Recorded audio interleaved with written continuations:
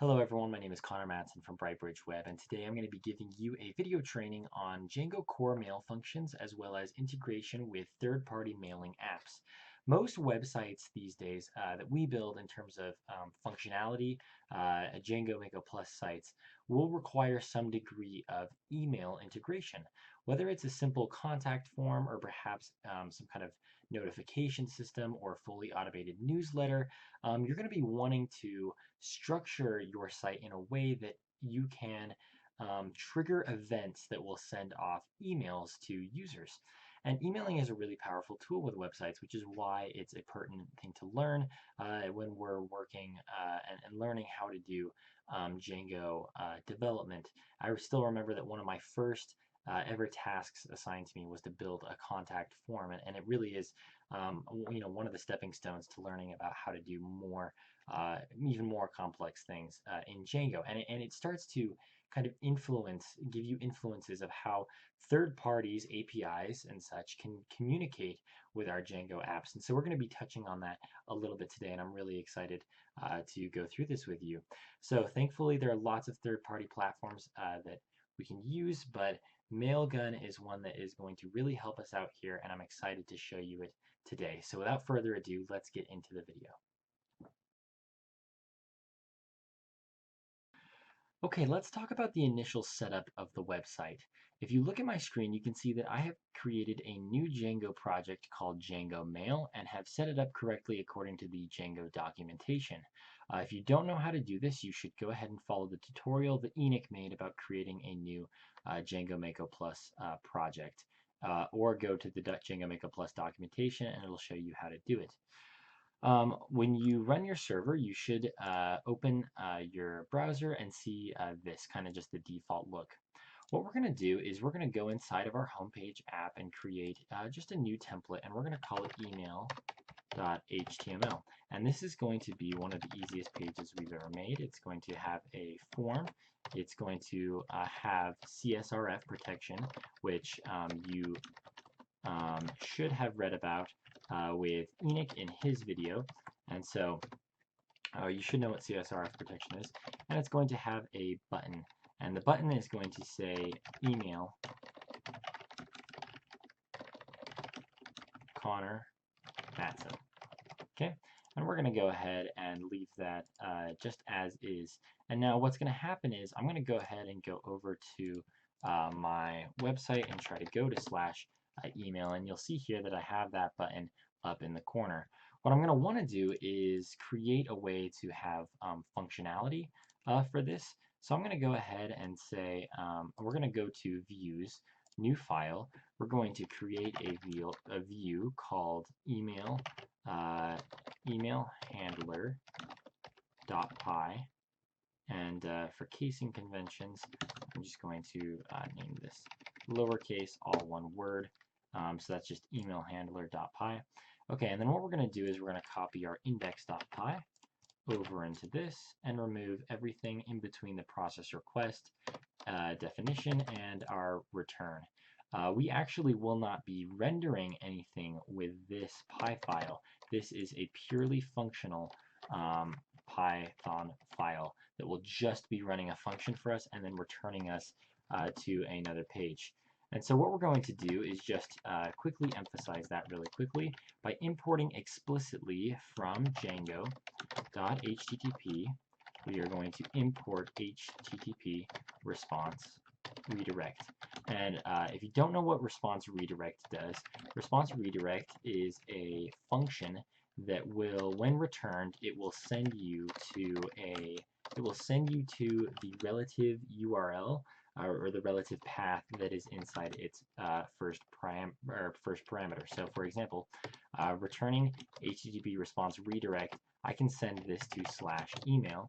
And then when this page is loaded, when we go into our process request function, we will instantly return to /email. And to prove this to you, we're going to go to /email handler. And when we do, you'll see that we're directed immediately back to /email.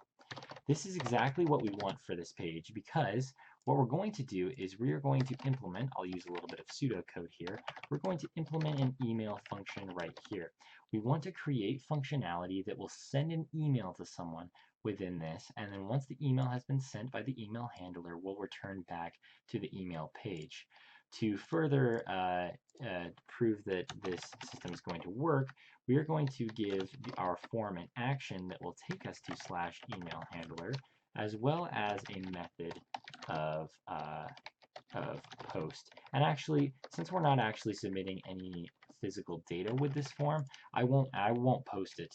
It'll just kind of act as kind of a naked form, but proper form conventions should have more than this, of course. So this is kind of just for testing purposes and demonstrations. But if I go ahead and come in here and give this button type equals submit, then I can go back to my web page, refresh, and click this, and you'll see that I'm taken to /email handler. Now what happens here is that we are passing in the CSRF token to this kind of web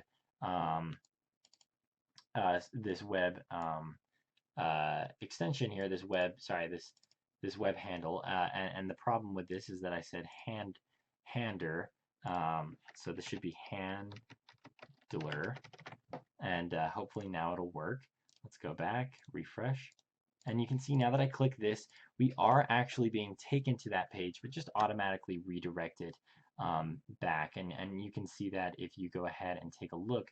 Here we are going to /email handler, but we're just actually being sent straight back to /email, and so that's the functionality that we're trying to define here is within this email handler. Let's go ahead and set up a send mail function that will send some mail to someone. So before we can do that, though, we have to get integrated with a third-party service that will handle our emails for us. Okay, so I'm back in my project here, and I'm going to close the homepage app and instead go over to Django Mail. And what we haven't really spent a whole lot of time in this folder yet. This is where settings.py is. If you recall, this is where we imported and installed our homepage app at the very beginning of this journey where we're learning about projects and how to work with Django projects. But now we're finally going to get into some of this settings.py stuff.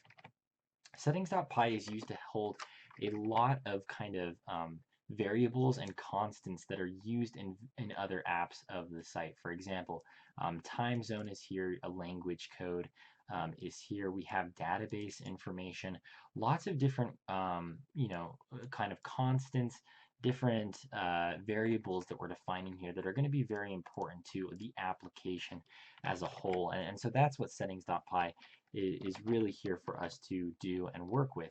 And there are 5 main variables that we have to define in order to establish email functionality kind of for this website. We need to configure it with SMTP settings. And so that's what we're going to be doing here. So that you can get a better view, I'm going to go ahead and zoom in a little bit on this. So you can see I'm here on line 138, and we're going to go ahead and configure 5 email settings. The first is email use TLS, which is a transfer security protocol and encryption. We're going to add an email host, which will be the service that we are using to handle our emails. We are going to have an email port, which is the application port for outgoing emails, as well as an email host user, email underscore host underscore user, as well as email underscore host underscore password, which will authenticate us with the given host and allow us to use other email services on our Django application. So I'm going to go ahead and save this. You'll note that, of course, I don't have anything saving to these variables, and we're going to do that in just a minute once we register with a third-party kind of platform that's going to act as our host. None of this will work if we don't have some kind of host. So Gmail is a common one. You can use MailChimp, but today we're going to use Mailgun. So let's go over to that and take a look at it now. So I want you to go to mailgun.com, and if you have not created an app on Mailgun, go ahead and pause the video here and create yourself an account for Mailgun so that you can go ahead and use it. After you've created the Mailgun account, you should be able to see a dashboard that looks a lot like this. You'll note that there are various things that we can mess around here with, but two of the cool things that I want to touch on that Mailgun is really good at and can be a selling point for your client is, first of all, that it handles analytics. It'll let you know which emails have bounced from your users and that kind of thing, so that you can better target your audience as well as work with the email system that you're coding onto your site. So that's overall that's a really cool addition to Gmail's kind of mail service. But in addition to this, we can also send 10,000 emails every month for free. So I don't pay anything for this Mailgun account, and on most of my projects, I'll sign up for a Mailgun account for each of them. So, development-wise, from a staging standpoint, this is a very efficient way to use Mailgun. It works well because it can allow you to have 10,000 emails every month, which is really helpful. If you go to sending on this column here, you can click on domains. And by default, you're going to have a sandbox domain. This is what you want to use for configuration in a staging setting. If you are going and moving into production, you're going to need, it's a requirement, you're going to need to add a custom domain where you'll have to just configure some of your DNS settings through GoDaddy or whatever domain service you're using. So keep that in mind, but for now we're just going to be talking about the sandbox. So by default, you should have a sandbox domain created. And what we're going to do is over here on the side, you can see a list of authorized recipients that this test sandbox can access. And this is the only limitation with testing on Mailgun, is that you can only send emails to authorized recipients. So for example, I can go ahead and add Connor at brightbridgeweb.com, and I'm going to go ahead and save this as a recipient because I want to send an email to this account. When you do so, you'll see a little status that says unverified. And so when you see this, you're going to need to go into your account and verify the email itself. So I'm going to do that real quickly. Okay, so I've just gone into my email settings, and you can see that now Connor at brightbridgeweb.com is verified. So you'll want to do the same. Go ahead and add your whole development team as well as probably the client to this list, because you're going to want to make sure that they can receive these test emails. You're then going to want to click on SMTP. Now you can use the API if you want to, but it's super easy to configure with existing systems that Django has in place if we use SMTP. When you go ahead and do this, you're going to see a couple of really important things. Right here, we're going to have almost all of the credentials that we had specifically declared in our settings.py given to us right here by Mailgun. So let's go ahead and import these all in. We have the host name, which is smtp@gmail.com, or sorry, smtp.mailgun.org. So we're going to go ahead and put that in as the host. We have also the port of 587. So we're going to add that to the port, and that's just an integer, so we don't need quotations. We don't need to stringify it. We have a username, which is postmaster@sandbox.mailgun.com. So we'll add that in for the host user. And then finally, we have a default password that is given to us, and we will go ahead and come over here, do this, and copy that in. Now the one we didn't use is the TLS, and this is the transfer kind of security protocol. Go ahead and set this to true. You will almost always want to explicitly declare this as true so that we're using proper transfer protocols. Most of the time, you'll notice that the Gmail will always use TLS as active, so it's a good idea for us to do that too, and Django will handle that well for us. So now that we have our settings configured, we have configured our app. Although we've just declared a couple of constants like this, Django knows how to interpret these strings. We have just connected our application with mailgun.org, and Mailgun is going to serve as our kind of backend to the backend for sending emails. So now let's talk about what we need to do on our side on the Django project to tell Mailgun to go ahead and send one of these emails. Okay, so I'm back in emailhandler.py, and remember we wrote a little bit of pseudocode here that's going to say that between when we call the process for this page and when we return going to another page, let's go ahead and write some code that's going to send an email to someone. So I'm going to go ahead and I'm going to import the very important and very simple Django method that we're going to be using here. So from django.core.mail import send mail. And you don't need to explicitly know this import, by the way. Just what you need to know explicitly for the test is what the send mail function does and what its parameters are, because it has 4 important parameters that we want to make sure you are aware of. And then after you do this, it's as easy as just calling the send mail function. So here we have the function declared, and I'm going to go ahead and just write a couple lines of pseudocode on how this function is going to take in its parameters and what those parameters are exactly. So the first thing it takes in is a subject, and this is the subject line of the email. The line that appears when it comes into your inbox. That's the subject line. The next is the message body, which is just the entire kind of message itself. And you can, use multi-line formatting here, that kind of thing for the message body as well. So keep that in mind. The next thing that we are going to use is the next thing that we're going to add as a parameter is the from email. And then finally, the list, it's in list form of 2 emails that we are going to be sending this to. So let's go ahead and code each of these. Let's say that our subject for this particular email was just a simple hello. That seems like it will suffice. And let's go ahead and remove these comments as we replace these. So our message subject is hello. Our message body might be something like here is the message, and that's going to be the message body.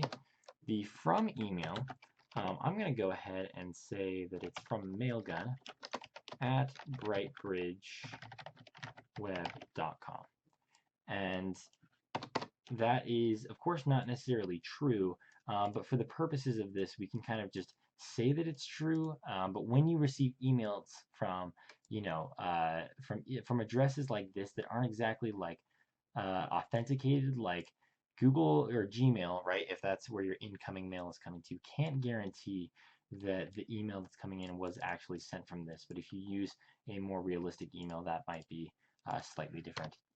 Okay, and then finally a list of 2 emails. So the list looks like this, and what we're going to do is just go ahead and stick in here. We're going to stick Connor at brightbridgeweb.com into this list. And we could put more than one person on the list if we wanted to, which is the beauty of it, is that you can send this to multiple emails at once. And so just keep in mind, though, that with our SMTP integration with Mailgun, we told it that we can only send it to authorized emails.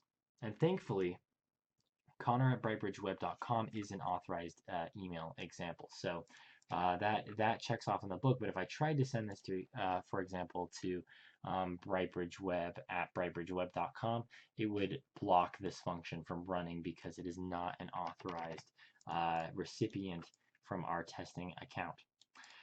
Okay, so we have the send mail function in order here with a subject, a message, a from email, and a to email. Let's go ahead and run this and make sure that it works. However, before we do so, I just want to reiterate that for the test and for for your benefit, right? That's what the test is. You should go ahead and memorize what these parameters are because you're going to be using send mail a lot if you use Django's core mail functionality. And other APIs like the Gmail API will specify and work their functions into a very similar way that send mail works. So, okay, let's go ahead and go over to our application. I'm going to refresh this page, and I'm going to go over here, make sure that this loads correctly. Okay, and then I'm going to click on this, and we're going to see what happens. So I'm going to click. It did some thinking, and then it stopped. So let's go ahead and make sure that this worked. We just sent it through the email handler right here with the proper CSRF token, and we were redirected back to email. So hopefully the lack of error tells us that this did successfully work. So let's check our inbox. If we take a look at our Mailgun dashboard, you'll see that just now we have delivered an email. 1 out of 1 emails were delivered, so that's 100%. And you can now see that we have some analytics over here.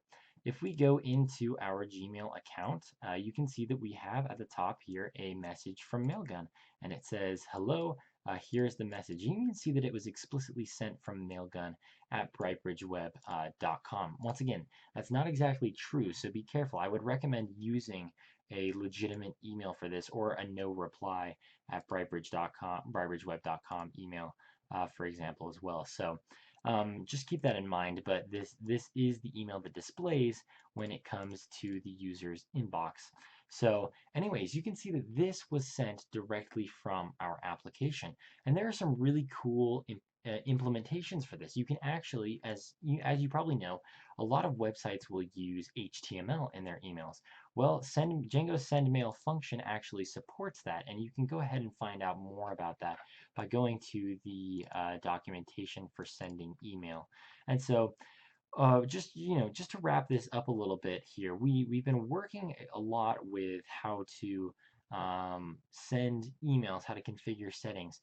You should note that this does not explicitly end with email hosts and using email functionality on your site. You're going to be dealing a lot with working on settings.py with various APIs and Django integrations of cool applications that you're going to want to use. And so this is just kind of the beginning of you being able to integrate third-party software. So keep that in mind because it works very similarly for other APIs. And so we'll be talking a little bit about that in a future video, perhaps. But for now you know how you can go ahead and work with things like contact forms, as well as working with full-blown, membership applications where we have to send out links to users or notifications to users or newsletters to users.